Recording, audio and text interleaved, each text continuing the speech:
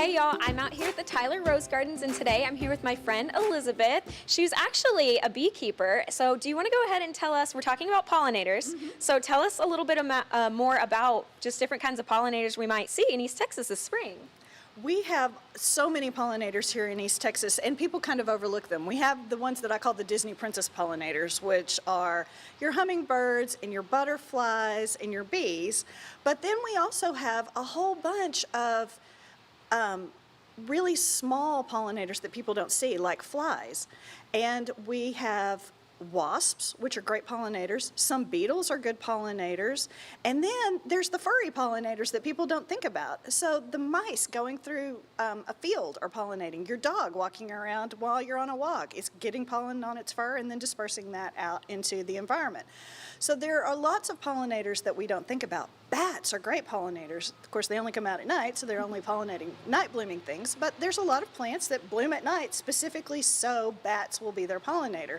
So there's more than you would think. And we, as gardeners, we really need to think about how we can encourage those pollinators doing all the things that they do for us in the environment. Because we can't pollinate plants ourselves. There's really no way we could do it. Think about all of the fruit trees and all of the nut trees and the fields of corn and the fields of grain. The way humans pollinate is we take a little tiny paintbrush and we dab it from one plant and dab it on another plant. Well, there's no way we're going to be doing that in a field. And so we depend on our pollinators. They're super important. 80% of the bites of food that you take in are actually created by a pollinator, having pollinated those plants. And the ramifications of that are huge.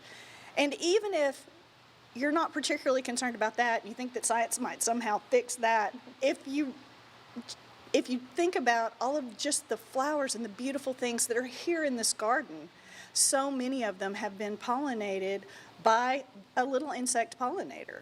And we would lose so much beauty, besides our food, which is really important, during migration times. So right now, when things are coming up from South America and moving through, leave those flowers until they die before you mow them down.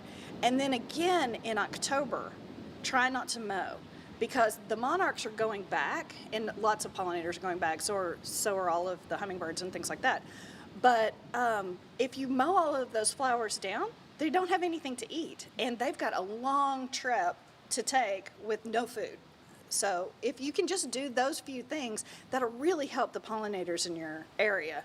Okay, well that's good to know. Now, wildflowers are not only beautiful, but apparently they help pollinators too. But thank you so much, Elizabeth, for all these things. I know I learned a lot today, so I hope that is helpful when you are going to master your garden this spring. Awesome stuff right there. All right, taking a look outside of our Tyler camera today. As you can see, there are raindrops on the camera. It is a rainy, gloomy day, the perfect day to stay inside in bed. We'll have a final look at your forecast when we return.